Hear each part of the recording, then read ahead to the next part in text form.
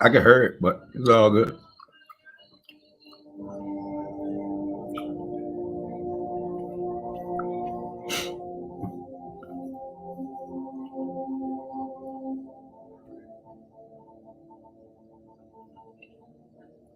Would you like to see the God of the Bible exactly how the ancient worshippers did?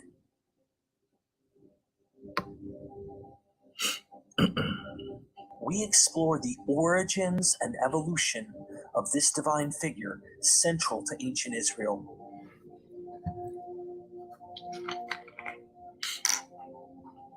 Our exploration delves into the roots of the ancient biblical deity, often referred to as Yahweh, tracing the lineage back to the earlier deity El.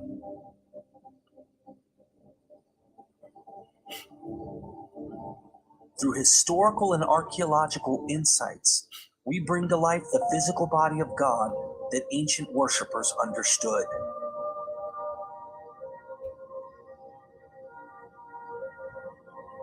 This documentary also sheds light on lesser-known topics, including the powerful figure of Asherah, traditionally seen as the companion or consort in this ancient pantheon.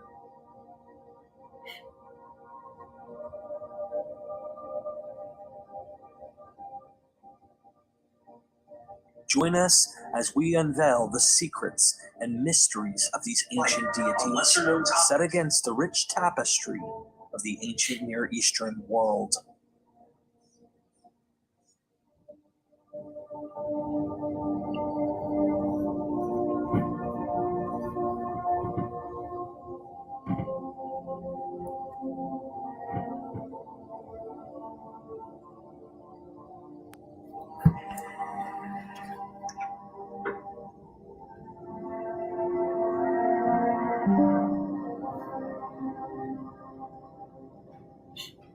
The real God of the Bible. The God of the Bible is often misunderstood. Those who cherish this God have manipulated the actual reality of the texts. He appears most frequently, the Bible. And yes, I said he, because God is described vividly as being a masculine warrior, just like the rest of the known ancient Near Eastern gods. We will unravel the mystery of who the real God of the Bible is by showing you exactly what he looked like. Notice I'm using looked like in the past tense. This is because the ongoing interpretations of the text describing this God have buried his physical existence in a black hole of philosophy. They have buried God into a metaphysical grave by ignoring the obvious texts which describe him. I want to be upfront and say this documentary is inspired by Professor Francesca Stavrakopoulou's absolute goldmine book, God and Anatomy. This book is one of the greatest reads I have ever come across pertaining to bringing God back to life in his original setting, the ancient Near East. For those who don't know, Francesca Stavrakopoulou is a British biblical scholar and broadcaster. She's currently professor of Hebrew Bible and ancient religion at the University of Exeter. Her frustration with people completely ignoring these ancient texts for their theological limitations is also my frustration. I want to know the truth, meaning what does the evidence actually say? Can we come to actually see the God of the Bible for what he would have looked like if we situate him in his historical cultural context? I share the desire to see this God I once devoted my everything to in his actual context. For most of my early life, I believed in the supernatural, where God resides, and that this God was actively controlling this world and its fate. The closest I would come to seeing God was in my imagination, mind, or dreams. I would often equate this God with Jesus and could put a face to God through the New Testament image of Christ. As I started studying the Bible without my theological baggage, I discovered a whole new amazing world around the Bible. Here's an analogy. Imagine being at a David Blaine magic show, with thousands in attendance. A person wearing a hoodie in the back corner away from the rest of the crowd whispers, "Hey you, would you like to know exactly how he does his tricks?" Imagine I respond, "What do you mean by trick? David has actual powers. He actually has the ability to do the things we are witnessing." This person insists that David is performing an illusion. He doesn't actually have powers. They say, "I can show you how man-made this whole show really is if you're interested." My response is a bit bewildered because I believed that David had the actual powers to perform real magic. I answer, sure, I'm interested in seeing how he does it. In my mind, I'm extremely skeptical that this is just an illusion. And I'm also really afraid of my deepest convictions of the magical world being just an illusion shattered. Part of me wants to really know, and the other part is just afraid. I follow him behind the curtain, and he shows me the wizard with its excellent ability to create an illusion which gives a mass placebo to the auditorium. I now know it's a trick. But does that take away my excitement? Does this ruin the fun? For me, it made me ask this person, "Show me more." My desire to understand at a far, far deeper level has been unlocked. From this point onward, I hang out in the David Blaine shows with my dark hoodie, whispering to the crowd, "Do you really want to know how he does it?" Understanding the Bible, which also entails the God central to it, is a bit like this magic show. Francesca Stavrakopoulou gets it. She sees behind the curtain of theological trickery and shows you God as he really is, or really was. She describes how as an undergraduate in college, she found the feminist scholars took aim at the maleness of God and scripture and how they would just remove God's body from the equation to solve these gender issues. She recounts her engaging in a Q&A with a Christian professor who insisted on the corporeal context of God's body to be metaphorical or poetic. She soberly expresses herself. Everyone else in the room seemed remarkably content with this approach to the God of the Bible, but I found it deeply frustrating. Why should I look past the clear image of God as a gigantic man with a heavy tread, weapons in his hands, and breath as hot as sulfur? A God who took on a monstrous sea dragon in a physical fight and won. A God who walked about in his heavenly garden and in the cemeteries of his people. A God who stripped a woman naked and offered her up to be gang mutilated. A God who sat on a throne in a temple, enjoying the aroma of scorched animal fat as he waited for his dinner. A God who not only had children, but who willingly and willfully offered up his beloved son to be killed as a sacrifice. How could I not be distracted? Here was a deity just like those I'd visited in museums as a child. A God of ancient myths, fantastic stories, and long-lost rituals. A God from the distant past, from a society utterly unlike our own. Those were the terms on which I wanted to encounter him, not as a distant and abstract being, but as the product of a particular culture, at a particular time, made in the image of the people who lived then. A God shaped by their own physical circumstances, their own view of the world, and their own imaginations. The God which is expressed in her book, God and Anatomy, and of course this documentary, is the deity as his ancient worshippers saw him, a supersized, muscle-bound, good-looking God with superhuman powers, earthly passions, and a penchant for the fantastic and the monstrous. Following Dr. Stavrakopoulou's book, I will highlight the strong takeaways from her work in this documentary. However, you must understand that her book is so unbelievably fantastic. You would be committing an unforgivable sin not purchasing a copy. It goes into several sources we won't be able to cover in this video. I will also follow her chapter titles for each section as she performs an examination of God's body and will attempt to follow along with the flow of her book. She doesn't shy away from looking at every part of this male deity, shocking to most. She even reveals God's family jewels, which played a significant part in producing godly offspring. Doesn't this imply God might have a wife or a partner? Maybe she will watch this and appreciate Myth Vision's dedication to stay true to her research and to credit her for her brilliant masterpiece. Thank you, Francesca. Here's to you, my friend. Dissecting the Divine. Spanning back in time, even before written history, humans have made gods into their own images. We all know the famous biblical cliche, we are all made in the image of God. However, experts in the study of mind and cultures have known for a long time the way people think and the biases they have play a big role in how they imagine and create the idea of gods or a higher power in their societies. More than 2,500 years ago, during the late 500s or 400s BCE, a Greek thinker and explorer named Xenophanes of Colophon already figured this out. If cattle and horses or lions had hands or were able to draw with their hands and do the works that men can do, horses would draw the forms of the gods like horses and cattle like cattle, and they would make their bodies such as they each had themselves. Xenophanes saw the problem that each culture had a god in their own image. He saw that these gods from all over acted very much like humans, which he saw as an issue for the divine.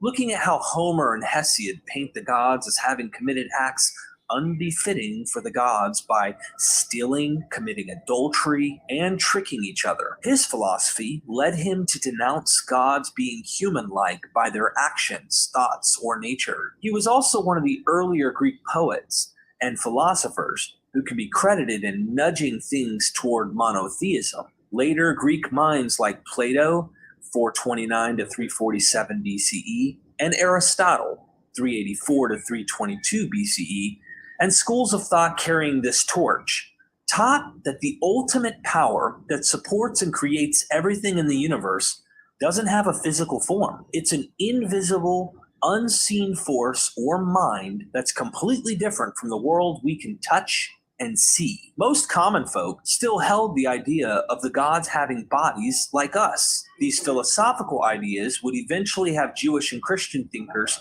separate their idea of God from the material world, with God dwelling in the spiritual, heavenly realm, completely divorced from the earthly, human one. Thanks to Plato's influence for influencing Western constructions of God, these philosophical notions are not actually compatible with the Bible. God is clearly expressed in anthropomorphic terms, which simply means God has attributes or qualities very human-like, because this is exactly how these ancient authors understood their God. Then God said, "Let us make mankind in our image, in our likeness, so that they may rule over the fish in the sea and the birds in the sky, over the livestock and all the wild animals, and over all the creatures that move along the ground." Have you ever noticed the plural description of God creating man and woman? This is clearly the divine entourage with God who participate in creating mankind.